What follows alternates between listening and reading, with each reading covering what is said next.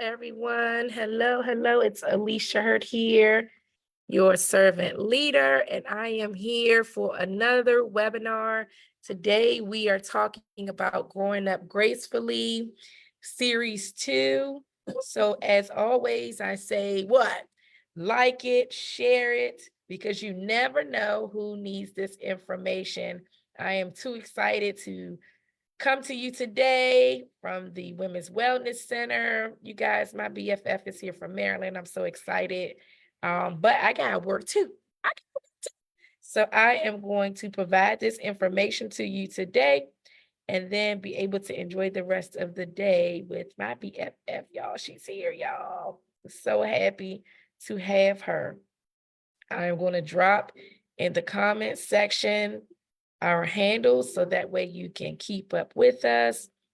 I'm also going to update the settings so that way you can share this as well, because you never know, again, who needs this information. Never know, you never know. So the last one I did, I don't know if you all saw it. If you didn't, you can check the replay on our YouTube channel, but my daughters, they were a part of the presentation, and it was a great demonstration of how you can do this as well with your kiddos, with your students, with your community. So growing up gracefully, becoming a young lady, and we're going to talk about etiquette and best practices. And of course, there are some parts that we won't be able to carry through because it is just me talking to you virtually. So we're going to introduce etiquette. And this was a good spinoff to actually have a ladies' tea where you have them dress up and really start to utilize the different etiquette techniques of this is the right fork, this is the salad fork, this is the dinner fork, this is how you hold your napkin and things of that sort. So it would be a great extension, maybe something we can do in the future. But again, my name is Alicia Hurd, and I am delighted to guide you on this journey to becoming a young lady with grace, poise, and good manners. And remember that etiquette is more than just rules. It's about showing respect for yourself and others and navigating this world. Navigating, okay, the world with confidence and kindness. So in this book, we're exploring various aspects of etiquette and best practices that will help you shine in every situation. You'll learn how to be present yourself, communicate effectively, and handle different social scenarios with ease. So let's get started. Let's jump right in. Some discussion questions that we would have for the lady is, hey, what are your thoughts? What does it mean? Like, what is it being a young lady mean to you? Tell me, what does it mean to be a young lady? And I'm sure you'll get all different types of answers and responses, and you'll probably surprise yourself at how they're able to articulate. Also, why do you think etiquette is important? Why is it important? And what are some situations where you think good manners are essentially important? Great questions to ask and to get some really good feedback. And then we would talk about some scenarios. We would do some practicing. It's all about interacting with the ladies, asking them if they already know what the different forks mean. What do you do when you're finished? What does that mean? Putting your napkin on your plate, how to put your silverware, how not to put your elbows on the table. So all those types of things will be a part of it, the demonstrations and the interactive part of the etiquette piece. Also, presenting yourself. We would talk about first impressions, similar to when we did the interview for the job workshop where we had the mannequins. Shout out to Miss Priscilla of Juliet's Boutique, and just showing them and demonstrating to them what to wear, how to wear. And then here at the Wellness Center, I'm actually going to show it to you guys today. I want to show you exactly what they would have access to and more.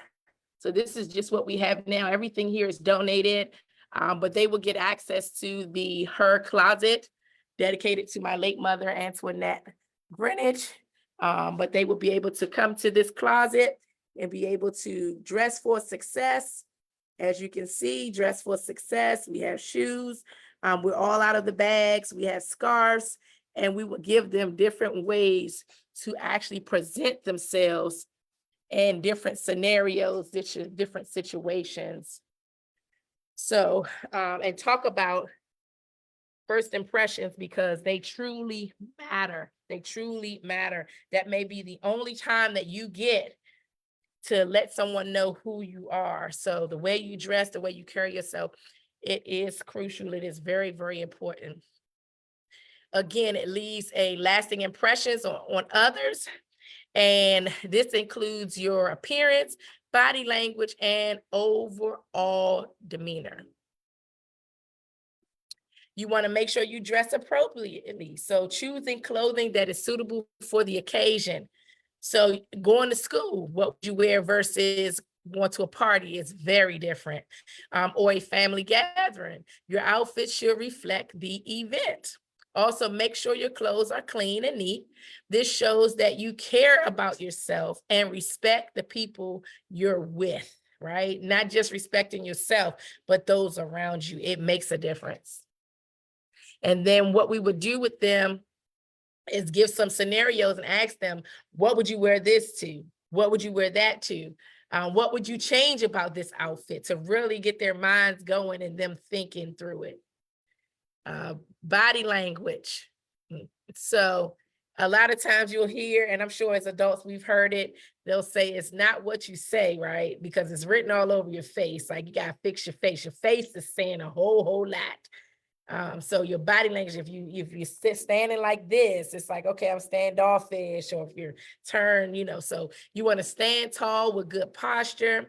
This is not only to look confident, but also it helps you to feel confident. You want to make eye contact when speaking with others. It shows that you're engaged and respectful, and you want to smile, a genuine smile, because it can brighten up someone's day and make you appear approachable and friendly, because no one wants to talk to you if you're frowning or mad. It's like, oh, I'm gonna leave her alone. So those things matter. Grooming. So keeping your hair clean, keeping it styled, even if it's a ponytail, making sure it doesn't look scruffy, like you just rolled out of bed, keeping it in a way that you feel good about it. Everybody has different textures of hair, different styles, but just making sure that it is clean and neat and representing yourself well. And you want to practice good hygiene. So brushing your teeth, showering regularly, using deodorant.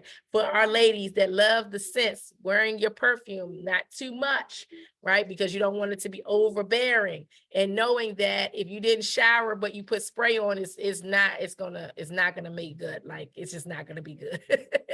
So just making sure you follow best hygiene practices on a daily basis. Putting lotion on. I tell my kids, I want your skin to glisten. If it's not glistening, you didn't put enough on. They're like, Mommy, my face is glistening. So a way for them to understand and to practice good hygiene. So here are some discussion questions that you will go over with your ladies to kind of make sure they understand the points and the topics that you have gone over, and then to see now what their responses are versus in the beginning before you started going through the sections with them. So how do you feel when you're dressed nicely and well-groomed? Why do you think body language is important in making a good impression? Can you think of a time when someone's appearance or body language made a strong impression on you? Also, so giving them scenarios. So imagine you're attending a friend's birthday party. How would you dress and present yourself to make good impressions? And if they're anything like my kids, they're going to have follow-up questions before they answer you. So they may say, where is the party? That's a good one, because you may not dress the same way going to Chuck E. Cheese versus the whole ball, grand ball, or event space type of party. They may say, okay, what's the age? If it's a sweet 16 versus a 10-year-old party or a 5-year-old party, you may dress different. And that conversation literally can go on and on and on, but it is a great way to set the tone for the young ladies and help them understand that you dress for the occasion, right? You don't wear what you wear to church, to school, and you don't go to the playground or to the beach in the same clothes, right? It's very different. You want to dress appropriately for the occasion. And modesty is key.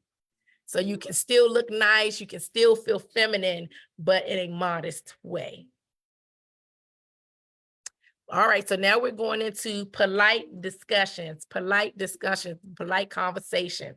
And there is definitely an art to talking and listening. I had to learn that. There's an art to it because you don't want to listen to respond. You want to actually listen and digest what the person is saying. And so this is crucial for young ladies as they're going through the age of puberty and their teenhood and then adulthood. So you want to let them know that, hey, good conversation skills are key to developing strong relationships and making a positive impact. And so you want to speak politely. You want to use kind words. You want to be respectful. You want to avoid slang or inappropriate language. Again, you have to know your audience, right? That does not represent you well using slang like bruh. No, we're not doing that. Not in this conversation. Now, if you're with your friends and you all are talking, that's one thing, but you have to know, like they would say, code switch. You have to know the appropriate language and how to speak and how to carry yourself. And it is never okay for inappropriate language. That's not something I'm going to say code switch on. It's just never okay for a young lady to use inappropriate language. We can use big words to get our point across, nice, sophisticated, intelligent words to get our point across and not use inappropriate language. And then we could even go and start saying, hey, let's Google it. Y'all pull out your phones. What is a way to say I'm very frustrated and I'm mad? So instead of maybe saying the word pissed, let's find a different way to say that, but in a speaking politely. And go through that activity with them, and it really will blow their mind. Like, oh my God, I can say that. All right, I can say, and I get my point across, and I am still speaking politely. You also want to speak clearly. You don't want to be mumbling and, oh, no. Speak with confidence, right? Have a moderate volume. You don't want to be outlandish because then they'll think maybe you're being too aggressive or assertive, but you want to speak clearly and have a moderate language, a moderate tone, which it makes it easier for others to understand you. You also want to be mindful of your tone. Be mindful of your tone. You want to have a friendly and calm tone. It is always best. And even if you're having a discussion where you're not agreeing with someone, you do tend to escalate your voice when you're getting upset or passionate about it. And so you want to check yourself and have that self-awareness to say, oop, bring it back, speak politely, bring it back, and maybe even pause. One trick that I learned, and I would tell my staff time and time again, keep a bottle of water with you. Keep a bottle of water with you. That way, if it's a discussion that you may start to feel uncomfortable, you may start to lose yourself or even get triggered, you can then get your bottle of water, and this is your way to pause and reset. Sip. Because you got to give them a moment to sip. You may have to take some gulps to get back to the point of, got to speak politely. Have to speak in a moderate volume. I want to be clear. I want to be mindful of my tone. Sip your water. So that would be a trick, to teach them and to talk through it. Hey, are there any best practices and it depends on their ages. If they're older, maybe young adult age, older teenage years, they've been through confrontation and conflict. And then you can ask them, hey, what are some things you've done in the past to help you, to bring you back? And some girls may say, I don't know.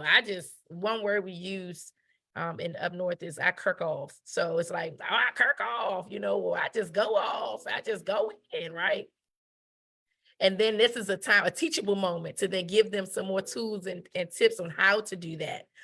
Maybe even fiddling with your hand, to really bring yourself back to your awareness, maybe rubbing your hand, holding your finger, like, to just really bring yourself back to your awareness. Like, let me get my tone back together. Okay.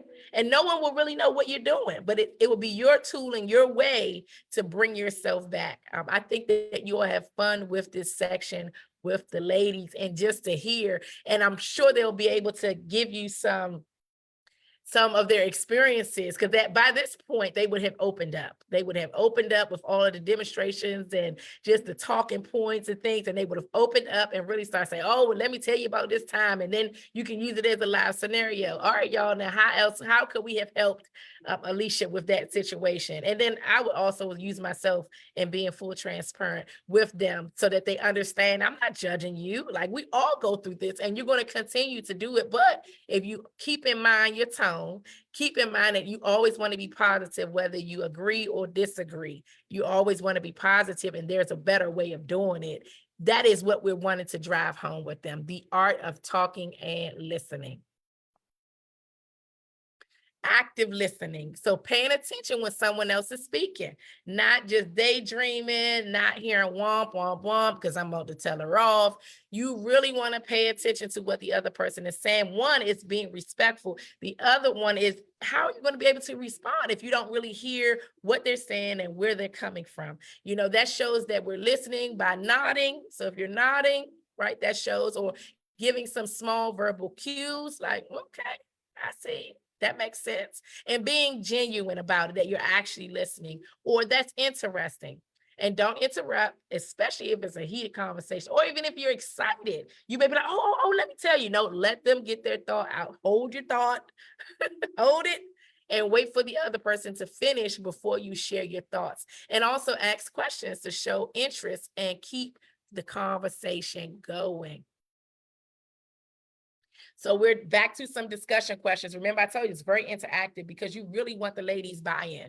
And there are no right or wrong answers, but it's just the way, because who you are is who you are at this point. We're not trying to change these ladies per se, but we're just giving them tips to enhance what they're already doing.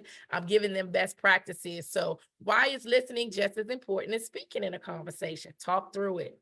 How can we show someone that you're interested in what they're saying? So they may be like, I don't know, I'm hitting all that, blah, blah, blah, blah. Girl, okay, then that's your way of showing them, you know, oh, okay, I see, okay, you know. And then number 3, it says, what are some ways to keep a conversation polite and engaging? That's a good one. So a scenario to talk through would be, you're having a conversation with a new classmate.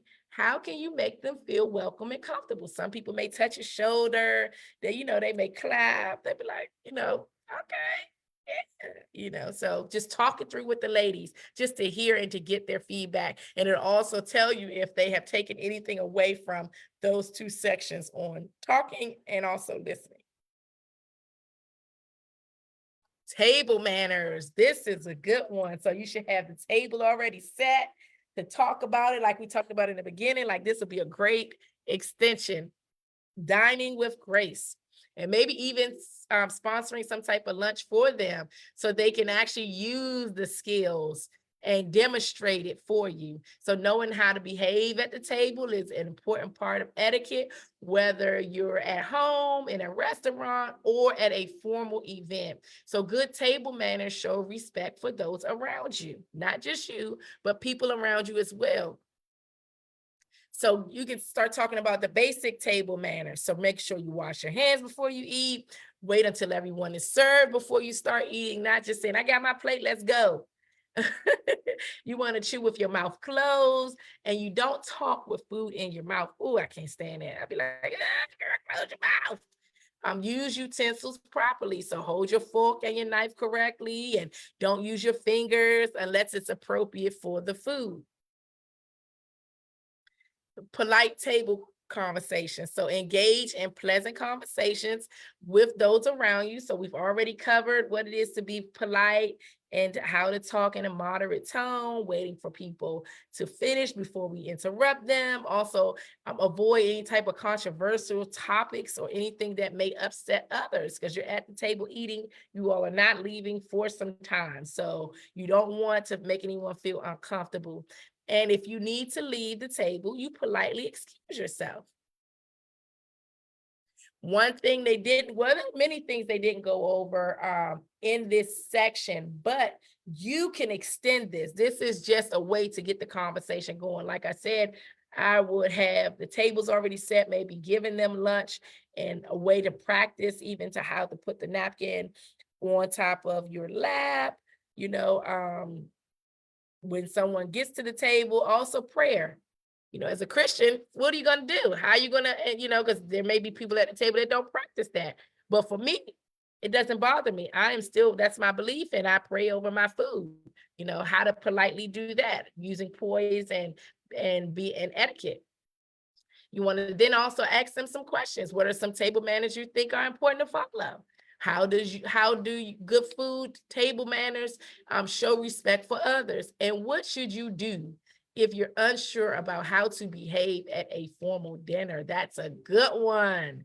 One thing would be a piece of chicken with bone in it. You know, you're at home, you can put that thing up and go. But at your table at a restaurant, it's like, okay, I'm gonna use my fork, even though I want to really get to it. Well, that's not etiquette. So even at home, you're like, man, I pick that chicken up and eat. So talk through those things with the ladies. What would you do? You're at a 5-star restaurant, you're at a really nice place. What would you do? Another scenario is you're invited to a formal dinner with family. What are some things you should keep in mind to display good table manners? Again, the ladies may ask questions, and then you say, no, what do you thought? What are you thinking? What comes to mind? Tell me how you add to the scenario, and just keep the conversation going. All right, we're jumping into social etiquette now. So being a gracious guest and a host, 2 for 1, learning how to be a guest and learning how to be a host. So understanding social etiquette can help you navigate various social situations with ease. So as a guest, so you arrive on time and you bring a small gift for the host if appropriate. So, you know, if you're a wine drinker or, you know, you want to bring them some type of, you know, they like candles, it is appropriate to bring something when you come to a gathering. You want to greet everyone politely and thank your host for the invitation. You may not know everyone's name, but you say, hello, everyone. How are you today? My name's Alicia. Nice to meet you. Thank you so much for the invite. I'm a hugger as well. So is that appropriate or not, depending on your situation? If you go to lean in and you see they're giving you a hand, then you shake their hand. Okay, fine, you know. But you read the room, you read the body language. Also, you help to clean up if that's appropriate. They may say, no, leave it alone. Okay, well, at least try to help. And always thank your host again before you leave. And you can practice this with the ladies. You can practice it. Repetition, it'll help. As a host, so you want to plan ahead to ensure your guests feel welcome and comfortable, and also for them to feel like there's some thought behind what you're doing and it wasn't just thrown together.